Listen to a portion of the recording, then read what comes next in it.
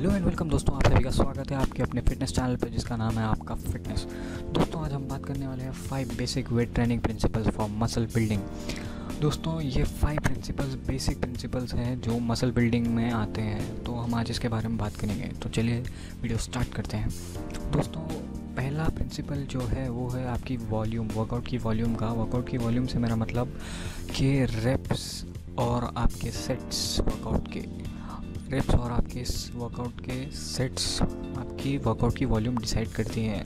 Work volume से मेरा मतलब कि आप आपकी बॉडी पर कितना लोड डालते हैं वेट का।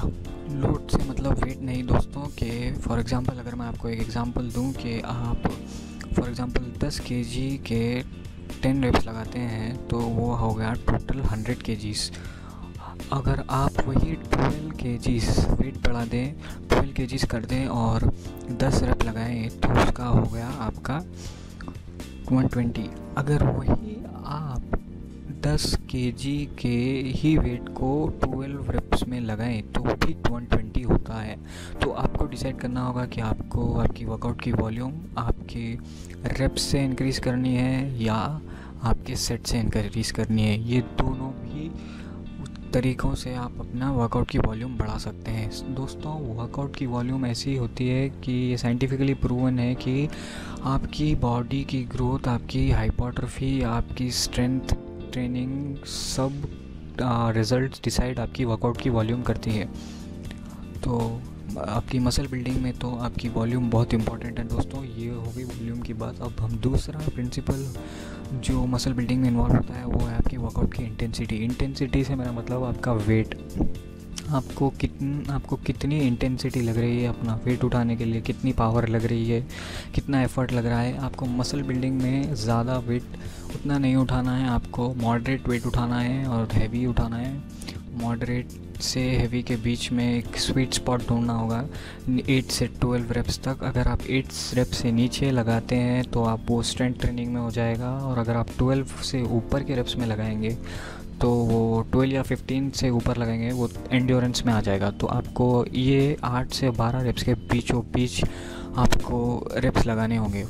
अगर मैं आपको इसका बेस्ट एग्जांपल दूंगा तो अगर आप फर्स्ट सेट में 10 रेप्स लगाएंगे तो बेहतर है, सेकंड सेट में 9 या 8 ऐसे आप डिसाइड कर लें। पर कोशिश करें आप 12 से ऊपर ना लगाएं और 8 से नीचे ना लगाएं। अगर आप 8 से नीचे लगाएंगे वो स्ट्रेंथ ट्रेनिंग में आ जाएगा, अगर आप 12 से 15 से ऊपर लगाएंगे तो वो एंड्योरेंस में आ जाएगा। तो ये हो गई आपकी इंटेंसिटी की बात। हम बात करते हैं टेम्पो की, time under tension. Time under tension से मेरा मतलब है कि आपको आपके कॉन्सेंट्रिक और आपके बॉडी की, आपके वर्कआउट के इसेंट्रिक पोर्शन की बात करते हैं। कॉन्सेंट्रिक से मेरा मतलब कि कॉन्ट्रैक्शन के टाइम पे जब, अगर फॉर एग्जांपल मैं आपको दूं, जब आप बारबल उठाते हैं तो जब आप उसे ऊपर लेके जाते हैं तो वो हो गया कॉन्सेंट्रिक, और अब आप जिस अपने वेट को नीचे लेकर आएंगे वो होगा इसेंट्रिक। तो आपको कोशिश करनी है कि आप ज़्यादा फास्ट ना उठाएं और ज़्यादा स्लो भी ना उठाएं। आप कोशिश कीजिए 3:1:3 रेशियो रखने की या 3:0:3 रेशियो करने की। आपको कॉन्सेंट्रिक, आपका वेट ऊपर आने के आपको 3 सेकंड का टाइम लगना चाहिए और नीचे लाने के लिए 3 सेकंड का टाइम लगना चाहिए। या इसेंट्रिक में आप थोड़ा बढ़ा सकते हैं, वो आपकी टाइम अंडर टेंशन बढ़ाएगा। पर आपको कोशिश करनी है कि आप 3:3 या 3:4 आपका रेशियो रखेंगे। ये हो गया आपका टाइम अंडर टेंशन की। और अब बात करते हैं रेस्ट इंटरवल की। आप आपके सेट के बीच में रेस्ट कितना लेते हैं। दोस्तों बहुत सारी कन्फ्यूजन है कि 2 मिनट रेस्ट लेना चाहिए, 3 मिनट रेस्ट लेना चाहिए, 4 मिनट रेस्ट लेना चाहिए, बहुत सारे हैं। लेकिन आपको ये पता करना होगा कि आपका गोल क्या है। आपके गोल के अकॉर्डिंग आपका रेस्ट टाइम इंटरवल होता है। अगर आपका गोल है स्ट्रेंथ ट्रेनिंग, तो स्ट्रेंथ ट्रेनिंग में आपकी इंटेंसिटी बहुत ज़्यादा होती है, और जहाँ इंटेंसिटी ज़्यादा होती है वहाँ पे रेस्ट इंटरवल बढ़ जाता है। और अगर जहाँ इंटेंसिटी उतनी ज़्यादा नहीं होती, कम होती है, वहाँ पे रेस्ट इंटरवल कम हो जाता है। तो आपको बीच में आपका रेस्ट इंटरवल होगा। तो आपको कोशिश करें 60 सेकेंड्स, 1 मिनट 60 सेकेंड्स या 70 सेकेंड्स का ही रेस्ट लें आपके वर्कआउट की सेट्स के बीच में। ये परफेक्ट होगा, क्योंकि बहुत सारे लोग अपने वर्कआउट के बीच में अजीब अजीब काम करते रहते हैं, यहाँ वहाँ देखते हैं, तो आप ऐसा ना करें, आप आपके वर्कआउट पे फोकस करें, आप आपके क्लॉक पे फोकस करें। आप 60 सेकंड्स का रेस्ट लें या 70 सेकंड्स का रेस्ट लें आपके सेट्स के बीच में।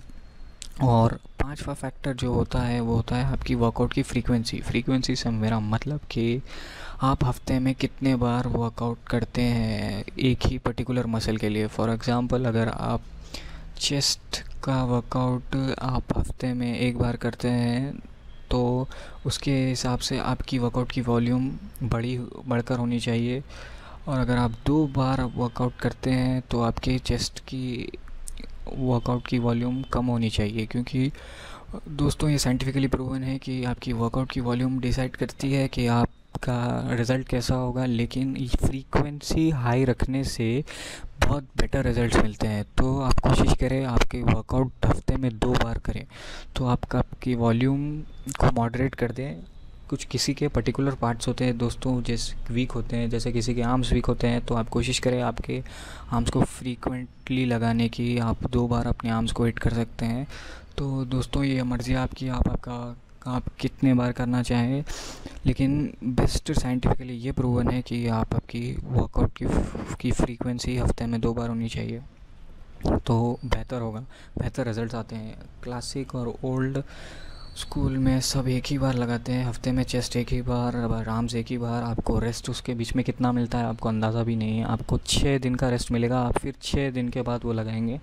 और स्ट्रेंथ में इंक्रीज़ भी बताई गई है फ्रीक्वेंसी हाई रखने से। आपको आपकी बॉडी की रेस्ट रिकवरी 24 आवर्स से 48 आवर्स के बीचों बीच हो जाती है। अगर आपकी वॉल्यूम हाई भी हो तो आप 48 आवर्स में रिकवर हो जाते हैं दोस्तों।